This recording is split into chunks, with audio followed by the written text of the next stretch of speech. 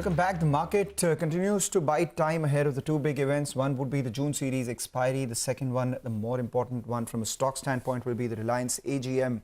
So we'll keep an eye out on that. But before that, let's put a spotlight on the NBFCs.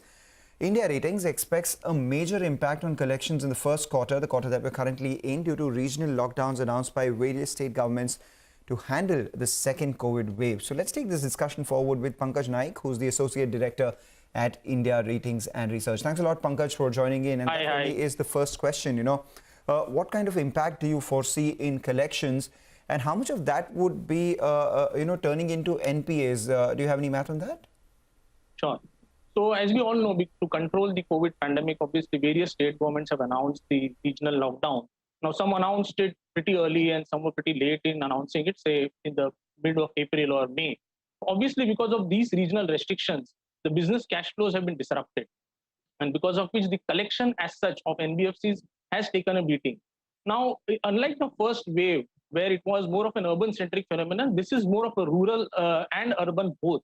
And as we know, NBFCs operate typically in the semi-urban or a rural kind of an area. So there, basically, the collection will be more impacted. The collection staff also with NBFCs, they have also fallen ill because of this COVID pandemic. So as per our assessment, 8 to 10% of the branch staff and the collection staff This meeting is being recorded. Have actually got impacted because of COVID. And so collection has been impacted. Bounce rates have gone up. April and May was really bad. June, as we understand from our various issuers that we rate, I mean, there has been good amount of bounce back that we see. But Q1, so to say, the collection is going to be bad for the industry. And it all depends upon how the pandemic pans out, how the vaccination drive progresses. And ultimately, Q2 collection will depend upon how the economies open up. The opening up of economies has already started.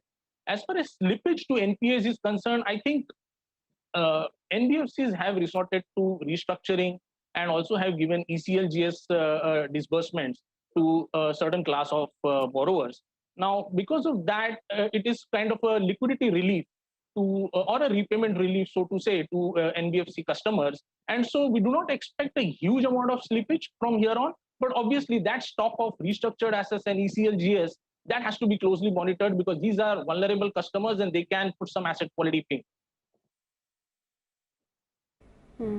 Pankaj, morning. This is Rima here. So just on the collections bit, could you put some numbers?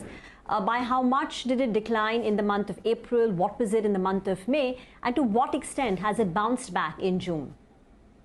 So April collection efficiency was clearly 5 to 7% down as compared to month of, say, March. And then in the month of May, again, it is 8 to 10% down as compared to April. So on cumulative basis, April and May, it is a cumulative collection efficiency impact of around 14-15% that we can see. But of course, having said that, collection efficiency numbers are different for different asset classes. Certain asset classes have seen more pain, and certain asset classes like, say, housing kind of an industry. Now, this segment has shown good bit of resilience. So the collection efficiency, even in the month of May, which was the worst month for collections, HFCs have shown a collection efficiency of above 90%. So I think this is a segment which is far more resilient. As against, say, a vehicle finance industry has shown a drastic drop in collection efficiency as compared to other segments. That is exactly the question that you did say that a lot of the collection efficiencies have dipped because of the lack of infrastructure or lack of people power, manpower around to go ahead and make those collections, etc. But the bigger risk is how much of this do you fear will not come back at all? Because even in safer segments like housing, etc., like you said, they have seen efficiencies of almost 90%, whereas the vulnerable ones have seen a bigger delinquency. So what kind of collection do you think will not come back at all? And to that extent, what will be the impact? So see, as far as the class of customer is concerned, now, if we begin the year of FY21, that is closing of FY20, the gross NPA number for NBFC was in the range of, say, 5-6% odd.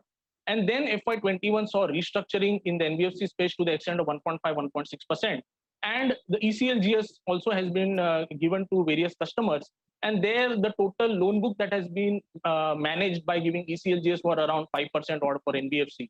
Now, so the total stress book per se for NBFC at the end of FY21 is around 11-12% odd if I include the ECLGS book and restructured book also. So this stock basically is a stock which has to be closely watched. There can be slippages even from the restructured book. ECLGS slippage are out of question because there is a 1-year moratorium and the repayment starts after 1 year. But I think this particular book, which is around 11% odd, I think is the book which has to be closely watched out for in terms of the asset quality pain for FY22.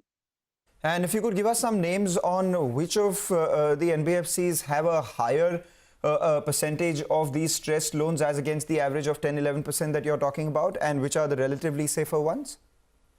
So without taking individual names, I would say that NBFCs which are, kind of operating or lending more to commercial vehicle kind of a segment, which is the most impacted. MFI is another segment where basically the collection efficiency has taken a dip. So these are the two most vulnerable, so to say. But there are resilient segments like, say, for example, housing finance, as I mentioned earlier. Those are showing good amount of resilience in terms of collection and the repayment track record. Of course, June month numbers are yet to get updated, but what we keep hearing from issuers is June is going to be much better as compared to April and May. So, I mean, asset quality pain is going to be there. But one thing needs to be understood is that NBFCs have created good amount of provisioning on their stage 3 assets as well as stage 1 and stage 2 assets. So that has to be taken into account. Buffers are already in place. If at all there is a disproportionate impact as far as the slippages are concerned, and that can be only because of, say, a third wave or devastating impact because of a regional lockdown, all these things, only then the slippages will skyrocket. Otherwise, buffers are in place with NBFCs to manage asset quality pain that will come in FY22. Okay, that point is taken. So basically, CV financiers as well as MFIs have been under stress due to the second COVID wave. But Pankaj, a lot of the data that you're throwing up is predominantly for the months of April and May, when the infection levels were very high and the restrictions due to COVID were in place. But in the month of June, we've seen the infection rate decline as well as restrictions ease up. So can you tell us, what is the anecdotal evidence in terms of the stress in all these different segments that you're tracking for the month of June? So, fair bit of revival we can see in terms of housing. Again, that segment comes to my mind. So as we speak to our issuers, housing segment will record a further good amount of revival in the month of June. In terms of vehicle financing or in terms of, say, a LAP or SME kind of a loan or unsecured loan, I think there will be a fair bit of revival in all these segments. But the recovery cycle may be prolonged for certain segments and maybe a shorter one for certain other segments. One thing we need to keep in mind is the collection was not only impacted because of the administrative lockdown, but because of the mobility of the collection staff, right? Now, since the mobility restrictions are off, the collection staff or the feet on street are basically again on the ground, and they can go knocking on the doors of the customer and collect by way of cash also. Though NBFCs have shifted to digital mode of collection, but all the overdue cases or bounced cases, I think there will be good amount of collection that we'll see in the month of June because of restriction lifted and also because of the mobility of the staff as far as the collection infrastructure is concerned with the various NBFCs. So there will be a fair bit of revival, but the extent of revival or the delta, so to say, will be different for different asset classes. All right, we take that point. Thanks a lot, Pankaj, for joining in with that insight. Definitely, we hope things get better for our sake, for the industry's sake, and of course, for humanity's sake as well. Wish you good luck. And the next time, hope we speak, there would be better collections as well. But good time to get in a technical opinion on the market as it bites some time. Mitesh Thakkar joins in now. Mitesh, the options data indicates that there could be a range between 15,680 to 15,820. I'm looking at the 15,750 straddle, both the call and the put together. Do the charts tell you anything different for today? I think if you're talking about today, good morning, Mangalam, I think that's a good strategy. To be very honest, I think, it still looks like a market which is broadly ranged between 400 points kind of limits, 15,900 and 15,500. And within that, I think you've identified two very important pivots, 15,680 and 15,825. So I think selling a 15,750 straddle may not be a bad idea. Mitesh, what about stocks? On the stock side, I have a buy on TCS with a stop below 3,300 for targets of 3,400, and Siemens is a buy with a stop at 2040 for targets of 2,130. All right, thanks a lot, Mitesh, for joining in with those updates. With that, we'll step into a short break, and all you need to know about the big event today, which is the Reliance Annual General Meeting, the 44th Annual General Meeting of the Reliance Industries.